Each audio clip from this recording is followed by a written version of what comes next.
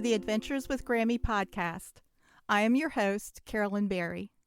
This podcast is for grandparents who are on the go with their grandchildren, grandparents who want to hold special places in their grandchildren's hearts, and for parents who want to ensure loving relationships across the generations.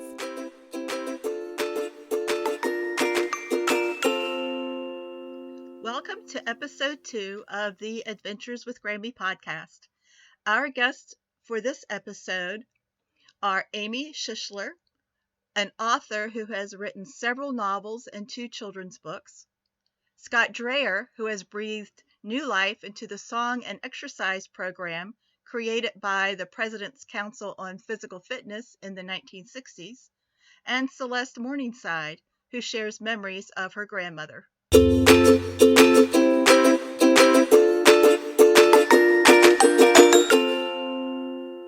Good morning, Carolyn. Thank you for having me. My name is Amy Schisler, and I am a writer of novels and children's books. My first children's book is Crabbing with Granddad. It was never supposed to be a published book. I finished my first novel, and I was going through that arduous process of sending it off to publishers. Christmas time was approaching, and I had always kind of had this story in my head about spending the day on the water with my grandfather. Those memories are very special to me. Those times are very special to me. And I've said this many, many times. I was closer to my grandparents than I was to anybody in the world. Not that my parents weren't wonderful, but there's just something about that grandparent connection. So I wrote this book really as a gift to my family. We all spent time on the water crabbing with my grandfather, children, his grandchildren. So I really just wrote this as a tribute to him, my memories of spending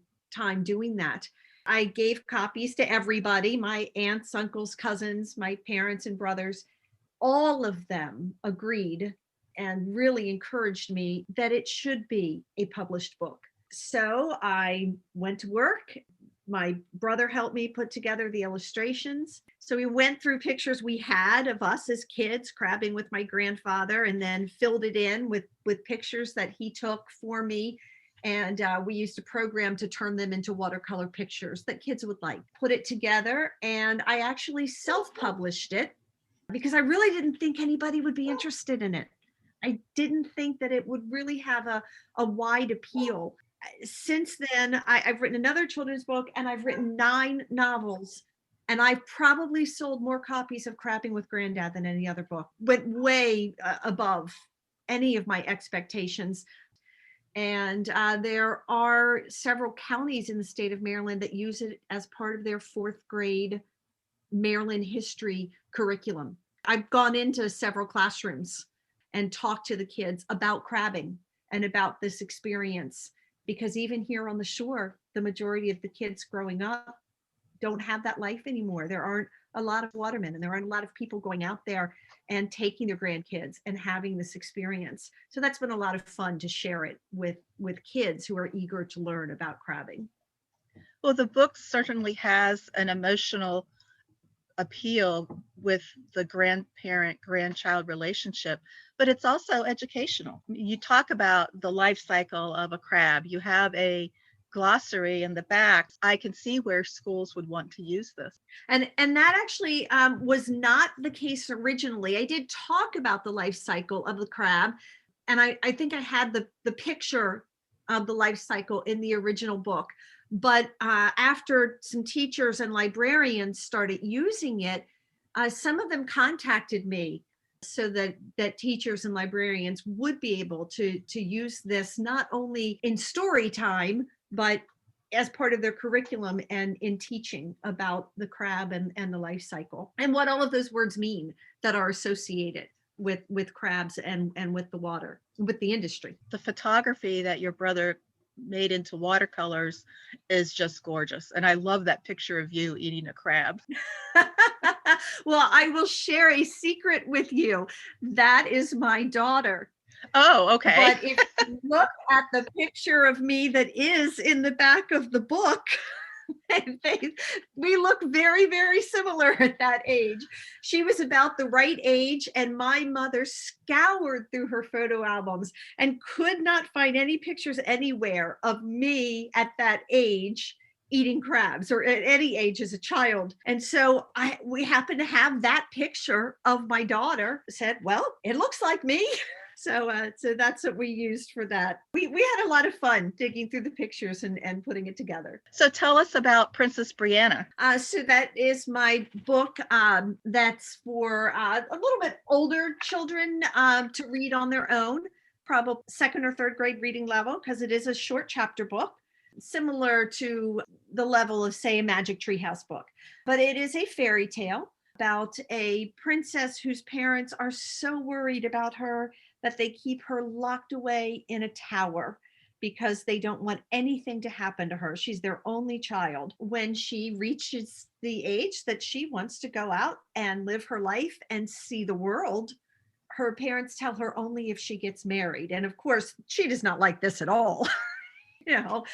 She tells her parents, fine, but I'm going to choose who I marry, and I'm going to do this my way. They still won't let her leave the tower. So she says, well, the only way I'm going to do this on my terms is if somebody can show me he's worth my love and he's worth being able to marry this princess and take me out into the world.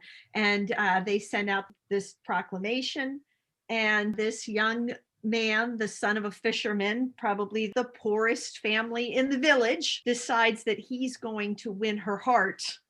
And so he actually writes her a book describing all of the things in the world that she cannot experience from the tower. Describes the animals and the flowers and how they smell and how they sound and the feel of the ocean waves. In the end, that's who she chooses. But of course, being a fairy tale, not before there is a sword fight with the evil king of the next kingdom who wants to marry her to expand his kingdom.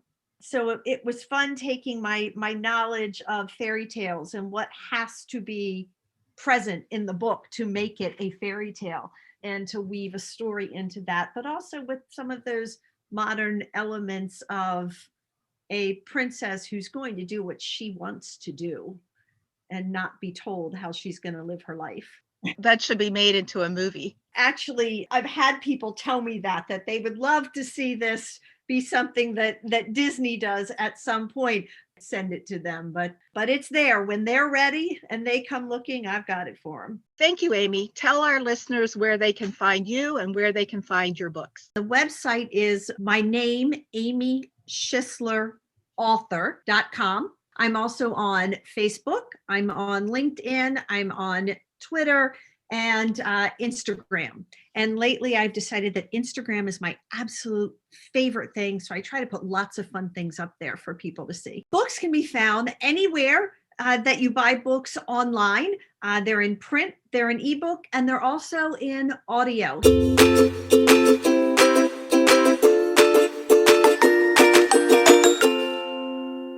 In the 1960s, then President John F. Kennedy authorized the President's Council on Physical Fitness. He recruited the composer of the Broadway show Music Man to write the song that would entice thousands of children to become physically fit.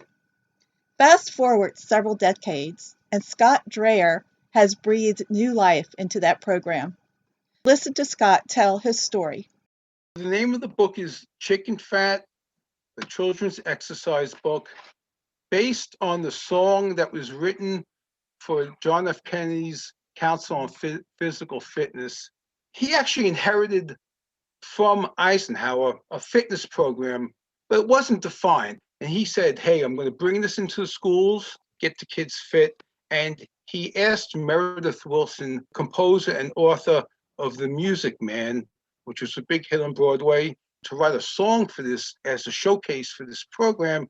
And he wrote the Chicken Fat exercise song, which is a marching song that takes kids through 10 different exercises: push-ups, sit-ups, jumping jacks, marching in place, running in place.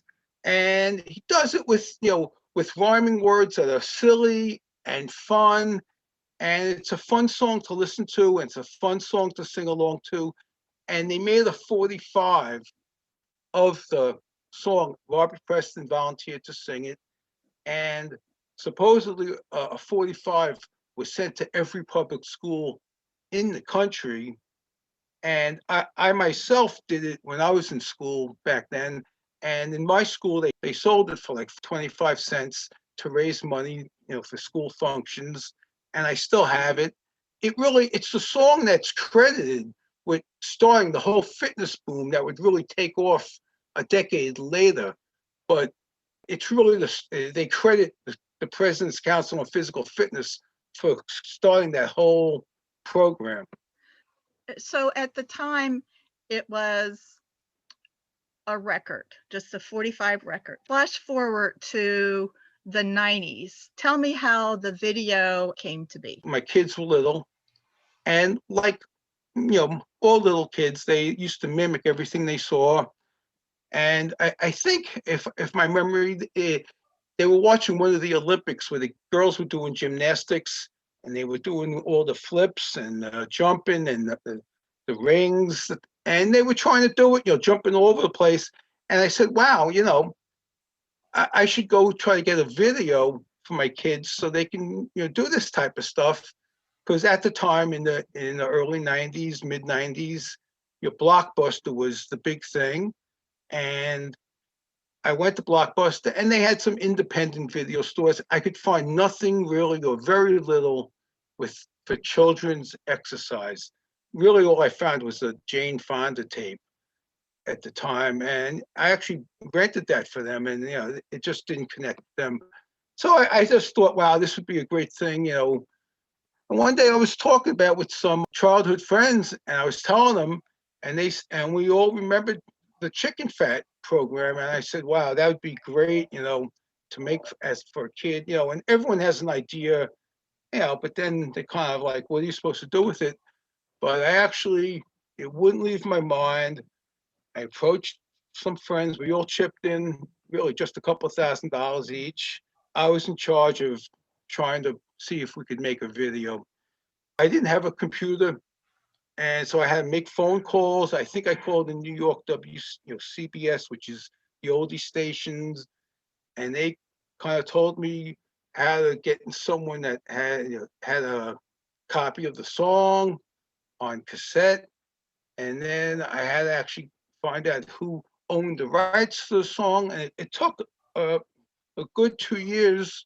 But I actually hired a production company. I made a video because I felt there was a need for it, that people would like it, kids would like it, and that there was an audience like myself who would remember it as a kid. And I think I was right, because I made this video, and I called around, I wrote letters to different newspapers and magazines. And over a couple-year period, I was able to get write-ups and reviews in a whole bunch of popular magazines like Woman's Day, Parenting, School Library Journal. I won numerous industry awards, and I got, they were all very, very positive. I got in newspapers. I was in the New York Post, Boston Globe, Los Angeles Times, and hundreds of smaller newspapers around the country. I actually got invited to be on the Today Show, and the video really connected with people.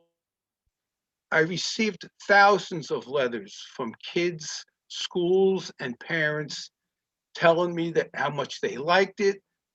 Some telling me how they remembered it. I would get from entire grades of schools. I'd get 100 or 200 letters.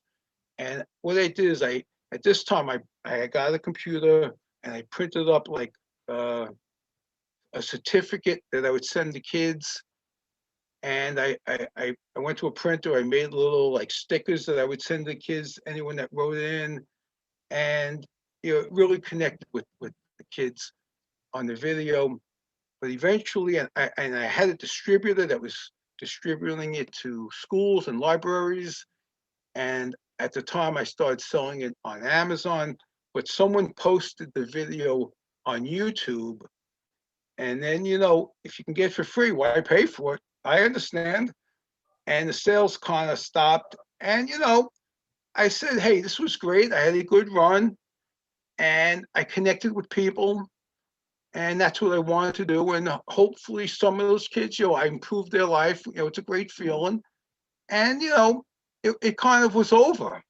Several years ago, I got a call one day from Apple. About 6 months later, they came out with the commercial, which I thought was something. Hey, and I believe that whoever did that probably watched my video as a kid. And then last year on the show, The Marvelous Mrs. Maisel, they actually used the song. So it just reinforces that people connect with this song because it's very unique. It's really the only song like that. It's the best song for children to exercise that there is. And I know that there's nothing really that compares with it. And, it connects with people. Now, 15, 20 years later, my daughters have boyfriends, and one of the boyfriends says, hey, my friend is an artist and he has illustrated children's books, and I told him about your video and he wants to talk to you about a possibility of doing a book.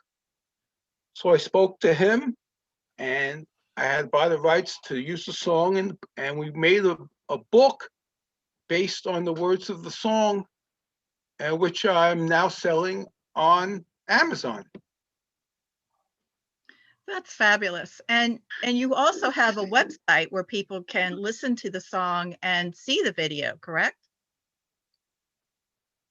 Yes. So it really is worked out well that I have this video and it's already posted. So I have my website, which is chickenfatkids.com. Easy enough to remember. You can go there. They have a link to Amazon, takes you right there to buy the book. I also have a t-shirt that parents and kids, they love to wear it as like a uniform to encourage the kids to do it. The little kids love sleeping in it as like pajamas or something, and it's super, super cute. And so you can go there, and it's great because if the kids can watch the video for free, so the video is offered, also just the audio of the song. So if they're not familiar, they can hear how the song goes. And so as they do the exercises, they can sing along. And so, once they see other kids doing it, and once they start doing it, and you see your kids, it's the cutest thing because, they're learning to do it and they can read along and exercise along. It's simple words, so it helps the kids learn to read. There's a lot of counting, and so they learn how to count and they learn how to read as they sing along. It's just great. This is something grandparents can do with their grandchildren, either in person in the same house, or they even can do it remotely via technology. I have in mind of, getting the song ready and getting on the computer and exercising with my grandchildren, even though they're 100 miles away. It's good for fitness for children and adults. Be talking to your kids on whatever Zoom or FaceTime, and the kids and it's so easy that they can then watch the video and you can watch them as they do it, and they're talking to you, and it's really seamless. And yeah, you can, like you said, you can be far away from the kids and still participate in what they're doing. Do you have any parting wisdom you would like to share? Teaching your kids from a young age to care about their health and their bodies and to take care of themselves the younger you start, you get into good habits at a young age. Hopefully it'll carry you through the rest of your life. And I have found that from the letters I've gotten that this really teaches kids to have self-confidence because they learn something And when you can read and you feel like you have a better self-image, very positive thing to carry through with you through life. And that's what we want for our kids. What else is better for kids than being healthy?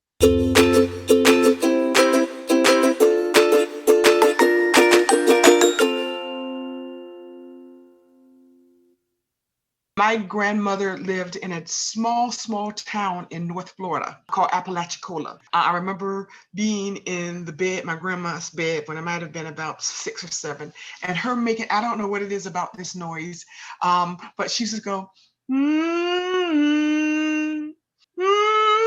right before she would, give me a big old cuddle and a tickle and kiss. And I still remember that. And I think all my sisters and my cousins will all have that.